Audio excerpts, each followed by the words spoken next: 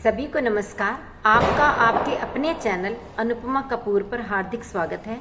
बच्चों, कक्षा 11वीं की हिंदी ऐच्छिक की अर्धवार्षिक परीक्षा शुरू होने वाली है और इस परीक्षा में गद्य खंड के 4 पाठ आ रहे हैं। ईदगाह, दोपहर का भोजन, टॉर्च बेचने वाले और गूंगे।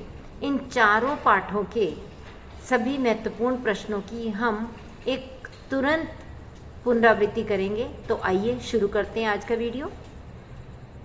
के अंदर प्रकाश है और बाहर आशा, विपत्ति अपना सारा दल बल लेकर आए, हामिद की आनंद भरी चितवन उसका विध्वंस कर देगी। इस कथन के आधार पर स्पष्ट कीजिए कि आशा का प्रकाश मनुष्य को विपरीत परिस्थितियों में भी निरंतर आगे बढ़ने की प्रेरणा देता है। कैसे? यह कथन हामिद के लिए कहा गया है कि हामिद के अंदर एक उम्मीद है कि उसके माता पिता कभी ना कभी वापस अवश्य आएंगे। वह यह नहीं जानता कि उसके माता पिता की मृत्यु हो चुकी है और वे अब कभी भी वापस आने वाले नहीं हैं। वह केवल इसी आशा के सहारे खुशी खुशी अपना जीवन बिता रहा है और उसे अपने जीवन के संघर्षों, अभावों से कुछ लेना देना नहीं है। उसकी आंखों में एक उम्मीद की चमक है। इसीलिए ये कहा कि हामिद की आनंद भरी चितवन यानी दृष्टि आने वाली हर विपत्ति को, हर मुसीबत को नष्ट कर सकती है। और इससे यह भी स्पष्ट होता है कि आशा का प्रकाश मनुष्य में एक ऐसी ताकत भर देता है कि वह कठिन से कठिन परिस्थितियों का भी आसानी से सामना कर लेता है। जैसे कि यहाँ पर हामिद अपने अभावों से जूझते हुए भी खुशी खुशी अपना जीवन बिता रहा है। दूसरा प्रश्न है, उन्हें क्या खबर कि चौधरी आज आंखें बदल लें तो यह सारी ईद मुहर्रम हो जाए। इस कथन का आशय स्पष्ट कीजिए। यहाँ यह बात इसलिए कही गई क्योंकि चौधरी से उधार लेकर सब लोग अपनी ईद मनाते हैं, सब लोग अपने त्योहार मनाते हैं। गरीबी इतनी अधिक है कि चौधरी कायम अली के घर से उधार लिए बिना उनका गुजारा ही नहीं चलता। और यदि किसी बात पर नाराज होकर चौधरी उधार देने से मना कर दे तो उनकी ईद की खुशी शोक में बदल जाएगी। और इस स्थिति का अनुमान बच्चों को बिल्कुल भी नहीं है और इसीलिए ही यह बात कही गई है कि परिवार के मुखिया इस स्थिति को अच्छे से जानते हैं कि यदि चौधरी ने उधार देने से मना कर दिया तो सारी की सारी ईद की खुशी शोक में तब्दील हो जाने वाली है। तीसरा प्रश्न है, मानो भ्रातृत्व का एक सूत्र इन समस्त आत्माओं को एक लड़ी में पिरोए हुए है। इस कथन के संदर्भ में स्पष्ट कीजिए कि धर्म तोड़ता नहीं जोड़ता है। तो यह बात नमाज के समय कही गई है। नमाज के समय जब लाखों सिर एक साथ सिजदे में झुकते हैं, उनमें मन के अंदर अपार श्रद्धा का भाव भरा रहता है। सबसे भाईचारे की भावना उनको आपस में जोड़े रखती है और यही धर्म का सच्चा स्वरूप है। इसीलिए धर्म लोगों को जोड़ता है, तोड़ता नहीं है। धर्म के नाम पर तोड़ने की बात करने वाले धर्म के मर्म को समझते ही नहीं हैं, क्योंकि कोई भी धर्म कभी भी मनुष्य मनुष्य में अंतर नहीं करता। चौथा प्रश्न है, ईदगाह कहानी के शीर्षक का औचित्य सिद्ध कीजिए। क्या इस कहानी का कोई अन्य शीर्षक भी दिया जा सकता है? तो ईदगाह कहानी का शीर्षक एकदम उचित है क्योंकि यह संक्षिप्त है, रोचक है, कहानी की मुख्य कथा वस्तु के इर्द गिर्द घूमता है। ईदगाह कहानी शुरू ही ईद के त्योहार की तैयारियों के साथ होती है और अंत भी ईदगाह के मेले से हामिद के वापस आने के साथ होता है। तो पूरा का पूरा घटनाक्रम ईदगाह के चारों ओर घूम रहा है। ईदगाह पर ही नमाज पढ़ी जा रही है, वहाँ एकता भ्रातृत्व का दृश्य दिखाई दे रहा है, मेला लग रहा है। यानी इस दृष्टि से यदि देखा जाए तो यह शीर्षक एकदम उचित है। और इसका यदि हम अन्य शीर्षक सोचें तो हो सकता है हामिद का चिमटा या फिर ईद का उपहार। पांचवा प्रश्न है, हामिद ने चिमटे की उपयोगिता सिद्ध करते हुए क्या तर्क दिए। जब हामिद मेले से अपनी अम्मा के लिए, अपनी दादी माँ के लिए चिमटा लाता है और बाकी बच्चे खिलौने खरीदते हैं, उस समय उसने अपने उस चिमटे की उपयोगिता के समर्थन में अनेक तर्क दिए थे। और उनमें एक तर्क तो यह था कि यदि इस चिमटे को कंधे पर लगा लें तो यह खिलौनों का बादशाह रुस्तमे हिंद बन जाएगा। चिमटे का कोई बाल भी बांका नहीं कर सकता। यदि इसे कंधे पर रख लें तो फकीरों के मंजीरे का काम भी कर सकता है। और चिमटे को देखकर अम्मा खुश हो जाएगी, वह उसे दुआएं देगी, क्योंकि खिलौने तो थोड़ी देर में टूट फूट जाते हैं, लेकिन चिमटे का कुछ नहीं बिगड़ सकता। साथ ही साथ उसने यह भी बताया कि चिमटा इतने काम की चीज है कि रोटियां तवे से उतार ले, चूल्हे में सेक ले और दूसरों को आग भी पकड़ा दे। आगे छठे प्रश्न की ओर बढ़ते हैं। बालक हामिद ने बूढ़े हामिद का पार्ट खेला था। बुढ़िया अमीना बालिका अमीना बन गई। इस कथन में बूढ़े हामिद और बालिका अमीना से लेखक का क्या आशय है। बूढ़े हामिद से अभिप्राय यह है कि हामिद उम्र में तो एक बच्चा है, लेकिन एक बड़े बूढ़े की तरह मेले से आते हुए वह चिमटा लेकर आया, अपने लिए नहीं, अपनी दादी के लिए। और अमीना बुढ़िया होते हुए भी एक बालिका के समान फूट फूट कर रोने लगी जब उसने यह देखा कि उसके पोते ने मेले में अपने लिए कुछ ना खरीद कर अपनी दादी के लिए यानी अमीना के लिए कुछ खरीदा है। तो उसके भावों को महसूस करके संवेदनशील होकर के वह बालिका की तरह रोने लगी। तो इसीलिए प्रेमचंद जी ने हामिद को बूढ़ा और अमीना को बालिका कह करके यहाँ संबोधित किया है। आगे सातवां प्रश्न, ईदगाह कहानी में आपको सर्वाधिक प्रभावित किस पात्र ने किया, उसके चरित्र की कोई दो विशेषताएं लिखिए। यह प्रश्न ऐसा है जिसका उत्तर बच्चे अपनी मर्जी से दे सकते हैं। किसी को सर्वाधिक प्रभावित करने वाला पात्र हामिद लग सकता है तो किसी को अमीना भी लग सकती है। तो आप जिस भी पात्र की बात करें उसी की दो विशेषताएं देनी होंगी। जैसे हामिद की विशेषताओं में हम कह सकते हैं वह समझदार है, संवेदनशील है, अपने लिए नहीं दूसरों के लिए अधिक सोचता है, इसीलिए उसने स्वयं के लिए खरीदारी ना करके अपनी दादी के लिए चिमटा खरीदा। और साथ ही साथ सभी बच्चों का मुंह बंद करने के लिए अनेक तर्क भी दिए, यानी वे तर्कशील बालक है। और यदि हम अमीना की बात करने लगें, किसी को अमीना अधिक प्रभावित करती है तो हम कह सकते हैं वह बड़ी नेक दिल है, सहृदय है, संवेदनशील है और अपने पोते से अत्यधिक प्रेम करती है। वह स्वयं के विषय में न सोचकर पोते के विषय में अधिक सोचती है। सिद्धेश्वरी ने अपने बड़े बेटे रामचंद्र से मंझले बेटे मोहन के बारे में झूठ क्यों बोला।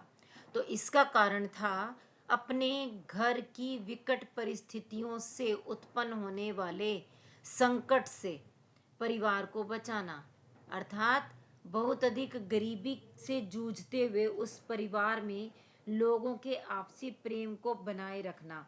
यदि बड़े बेटे रामचंद्र को पता चल जाता कि मंझला बेटा अपनी जिम्मेदारियों को नहीं समझ रहा और बुरी संगति में पड़कर अपनी पढ़ाई की ओर ध्यान भी नहीं दे रहा तो उसे अत्यंत दुख होता। परंतु यह झूठ बोल करके सिद्धेश्वरी बड़े बेटे के मन में मंझले बेटे मोहन के बारे में कोई भी गलत फहमी नहीं डालना चाहती थी और विरोध का भाव नहीं जगाना चाहती थी, अपितु उन दोनों का आपसी प्यार बनाए रखना चाहती थी। इसी कारण उसको झूठ बोलना पड़ा। आगे 9वें प्रश्न की ओर बढ़ते हैं। सिद्धेश्वरी का एक दूसरे सदस्य के विषय में झूठ बोलना परिवार को जोड़ने का अथक प्रयास था। इस संबंध में अपने विचार लिखिए। इसी प्रश्न को इस तरह से पूछ सकते हैं, सिद्धेश्वरी के झूठ 100 सत्यों से भारी हैं, कैसे? अपने शब्दों में उत्तर दीजिए। तो सिद्धेश्वरी इस कहानी में स्थान स्थान पर एक सदस्य से दूसरे के बारे में झूठ बोलती है, परंतु इसके पीछे उसका उद्देश्य केवल अपने परिवार को बचाए रखना, एक बनाए रखना था। वह बहुत अधिक गरीबी से जूझ रहे उस परिवार में आपसी वैमनस्य पैदा करना नहीं चाहती थी और सदस्यों को दुखी नहीं करना चाहती थी। और इसी कारण वह झूठ बोल करके ही सही काफ़ी हद तक इस बात में सफल भी होती है। और इसीलिए उसका वह झूठ वास्तव में झूठ ना हो करके 100 सत्यों से भी भारी है, क्योंकि उसके इस झूठ के द्वारा वास्तविकता छिपाई जाती है और परिवार के सदस्य जो पहले से ही दुखी हैं और अधिक दुखी होने से बच जाते हैं। वे उनके दुख को कुछ कम करना चाहती है। आगे 10वां प्रश्न है, मुंशी जी तथा सिद्धेश्वरी की असंबद्ध बातें कहानी से कैसे संबद्ध हैं, लिखिए। असंबद्ध बातें कैसे हैं? क्योंकि वे दोनों जब आपस में बात करते हैं तो उसमें वे बारिश, मक्खियों, फूफा जी की बीमारी, गंगा शरण बाबू की लड़की की शादी जैसी ऐसी बातें करते हैं जो कि सीधे सीधे कहानी से कहीं से भी संबंध नहीं रखती, लेकिन संवेदना की दृष्टि से कहानी से पूरी तरह से संबंध रखती हैं, क्योंकि इससे हमें मुंशी जी और सिद्धेश्वरी के मन की व्यथा, मन के भटकाव का पता चलता है। इस तरह की बातें करके वे मूल विषय से अर्थात घर की गरीबी से सबका आपस में ध्यान हटाना चाहते हैं। आगे 11वां प्रश्न, लेखक ने टॉर्च बेचने वाली कंपनी का नाम सूरज छाप ही क्यों रखा? तो इसका उत्तर होगा, जैसे सूरज रोशनी देता है, अंधकार को दूर भगाता है, ठीक इसी तरह से टॉर्च भी रोशनी देकर अंधकार को दूर भगाती है। यहाँ सूरज का नाम प्रयोग करने से लोगों को विश्वास दिलाया जा सकता था कि यह टॉर्च भी सूरज की तरह खूब रोशनी देती होगी। तो इस प्रकार सूरज के नाम का शोषण किया जा रहा है और इसीलिए ही कंपनी ने नाम सूरज छाप रखा। आगे 12वां प्रश्न, 5 साल बाद दोनों दोस्तों की मुलाकात किन परिस्थितियों में और कहाँ हुई? तो 5 साल बाद दोनों दोस्तों की मुलाकात एक भव्य मंच के नज़दीक बड़े से मैदान में हुई, जहां पहला दोस्त तो टॉर्च बेचते बेचते अचानक से वहां पहुंचा था, जबकि दूसरा दोस्त मंच पर एक साधु संत के रूप में बैठा हुआ था और प्रवचन दे रहा था। किंतु दोनों ही अपने अपने ढंग से लोगों को बेवकूफ बनाकर कमाई कर रहे थे। 13वां प्रश्न है, भव्य पुरुष ने कहा जहां अंधकार है वहीं प्रकाश है, इसका क्या तात्पर्य है? तो इसका उत्तर होगा कि अंधेरे को चीरने के लिए सदैव प्रकाश की आवश्यकता होती है और अंधेरे व प्रकाश का गहरा संबंध है। अंधेरे से ही प्रकाश निकलता है, तभी अंधकार मिटता है। तो भव्य पुरुष हृदय के अंधकार को दूर करने की बात करता है, जबकि दूसरा व्यक्ति बाहरी अंधकार को दूर करके प्रकाश लाने की बात करता है, जो कि वो अपने टार्च के माध्यम से कर रहा है। तो इस प्रकार यहाँ भव्य पुरुष आत्मा का अंधकार दूर करने की बात कर रहा है, जबकि दूसरा दोस्त बाहरी अंधकार को दूर करने की बात करता है। और 14वें प्रश्न की ओर बढ़ेंगे, भीतर के अंधेरे की टार्च बेचने और सूरज छाप टार्च बेचने के धंधे में क्या फर्क है? पाठ के आधार पर बताइए। तो इस कहानी में 2 प्रकार के अंधेरे की बात की गई है। एक तो भीतर का अंधेरा यानी आत्मा का अंधेरा, और दूसरा बाहर का अंधेरा जो हमारे आसपास बिखरा हुआ है। कुछ साधु संत लोग भीतर के हृदय के अंधकार को मिटाने का उपाय बताते हैं और भावात्मक रूप से लोगों का शोषण करके धन कमाते हैं। और सूरज छाप टार्च बेचने वाले बाहर के अंधकार का डर दिखाकर लोगों को भयभीत करते हैं और उनके सामने तरह तरह की दुर्घटनाओं की आशंकाएं जताकर प्रकाश के नाम पर टॉर्च बेचते हैं। लेकिन दोनों ही धन कमाने की इच्छा रखते हैं। अगला 15वां प्रश्न, सवाल के पांव जमीन में गहरे गड़े हैं, यह उखड़ेगा नहीं। इस कथन में मनुष्य की किस प्रवृत्ति की ओर संकेत है? तो इसका उत्तर होगा कि मनुष्य के मन में सदैव धन कमाने की इच्छा रहती है। मनुष्य जैसे तैसे पैसा कमाना चाहता है और उसके सामने सवाल यह उठता है कि आखिर पैसा कैसे पैदा किया जाए। सवाल अपनी जगह बरकरार रहता है और मनुष्य प्रयत्न करके भी इसका हल ढूंढ नहीं पाता। मनुष्य की सोच विचार की प्रवृत्ति की ओर भी संकेत किया गया है।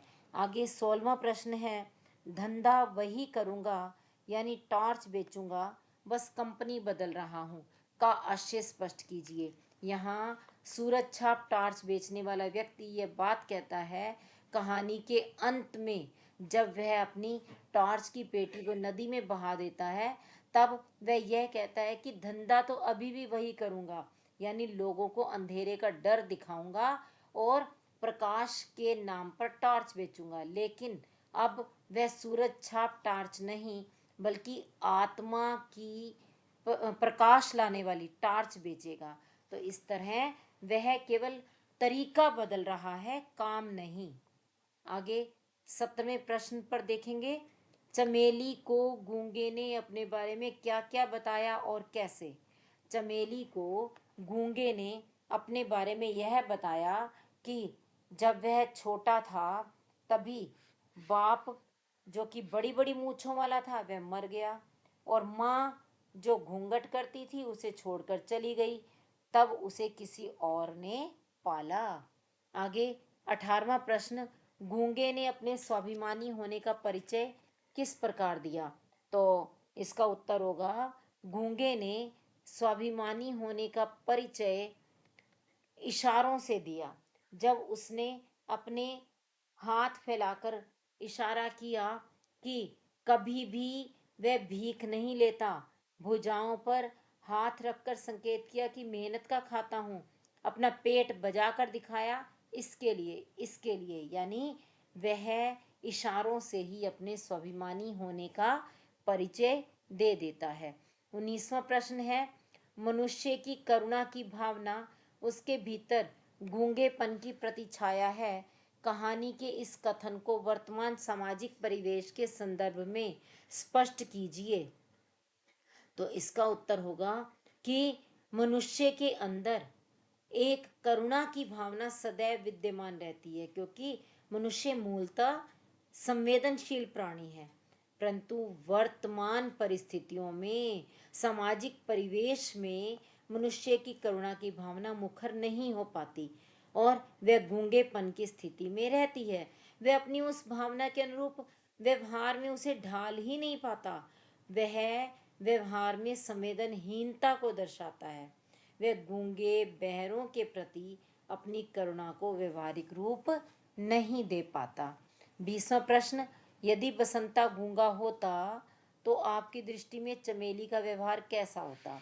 हमारी दृष्टि में चमेली का व्यवहार बिल्कुल भिन्न होता। वह और अधिक संवेदनशील होती। उसका व्यवहार गूंगे के प्रति सहानुभूतिपूर्ण होता और वह अपने पुत्र बसंता पर गूंगा होने की स्थिति में और अधिक स्नेह दर्शाती, क्योंकि यहाँ चमेली भले ही गूंगे को अपने घर में रखती है, परंतु वह उस पर वैसी ममता नहीं लुटाती जैसी अपने बेटे पर। वह अपने बेटे बसंता के प्रति अधिक प्रेम दर्शाती है। तो उस स्थिति में वह प्रेम गूंगे के प्रति भी होता। आगे 21वां प्रश्न, उसकी आंखों में पानी भरा था, जैसे उसमें शिकायत थी, पक्षपात के प्रति तिरस्कार था, क्यों? यह बात उस समय की कही गई जब चमेली गूंगे पर हाथ उठाती है, उसे मारने के लिए आती है और गूंगा भूखा होने पर कुछ कह नहीं पाता। तब वह बासी रोटियां देती है और वह स्वयं को अपमानित महसूस करता है और वह शिकायत करना चाहता है कि उस पर बसंता ने झूठा आरोप लगाया है। उसके साथ जो पक्षपात हुआ उसके बारे में भी वह अपनी स्थिति स्पष्ट करना चाहता है, लेकिन गूंगा होने के कारण वह कुछ नहीं कर पाता, जिससे उसकी आंखों में आंसू आ जाते हैं और यही आंसू उसकी मनस्थिति को दर्शा देते हैं। 22वां प्रश्न है, गूंगा दया या सहानुभूति नहीं अधिकार चाहता है, सिद्ध कीजिए। तो इसका कारण वही होगा जो पहले भी आ चुका है कि गूंगा कहानी में दूसरों से दया या सहानुभूति नहीं चाहता, वह अधिकार चाहता है। और दया सहानुभूति से सम्मान नहीं मिलता, अधिकार की भावना सम्मान दिलाती है। गूंगा बार बार इस बात के लिए संघर्ष करता दिखाई देता है। वह काम करके अपना पेट भरता है। चमेली जब उसे अपने घर चलने और काम करने को कहती है तो वह इशारों से स्पष्ट कर देता है कि वह भीख नहीं लेता, वह मांग कर नहीं खाता बल्कि मेहनत का खाता है, और इसी कारण वह पहले श्रम का मूल्य भी तय करने की बात करता है। तो चमेली के घर से बार बार भागने की घटना को भी हम उसकी इसी मानसिकता से जोड़कर देख सकते हैं।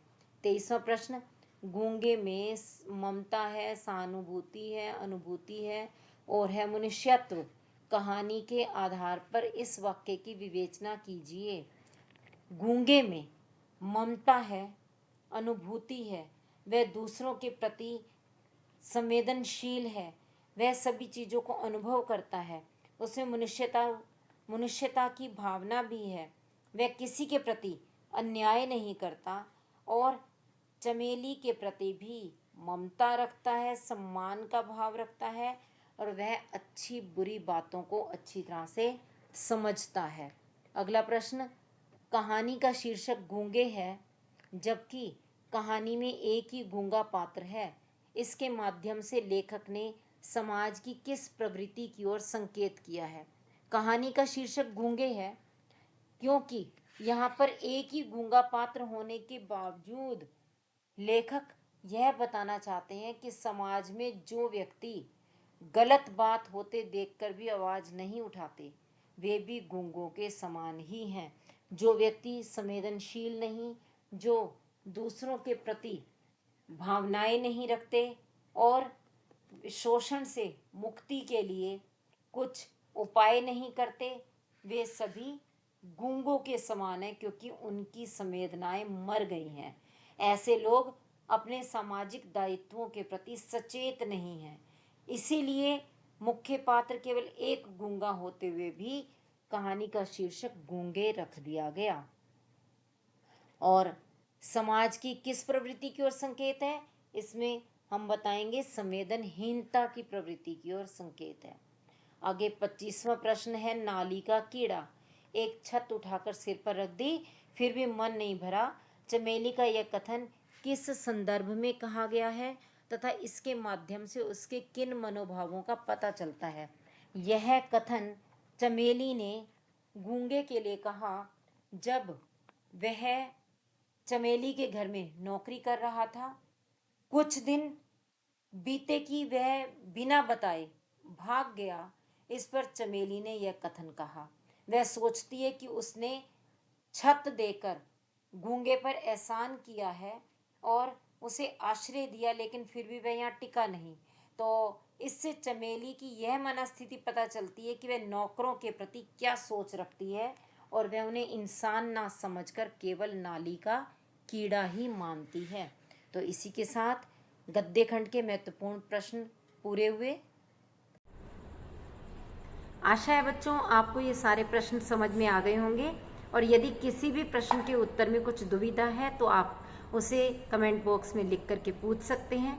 और यदि मेरे चैनल पर नए आए हैं तो इस चैनल को सब्सक्राइब कर लीजिए और बेल आइकॉन को भी दबा लीजिए ताकि मेरी हर लेटेस्ट वीडियो की अपडेट आप तक पहुंच सके। तो हम फिर मिलेंगे अगले वीडियो में पद्य खंड के महत्वपूर्ण प्रश्नों के साथ। धन्यवाद।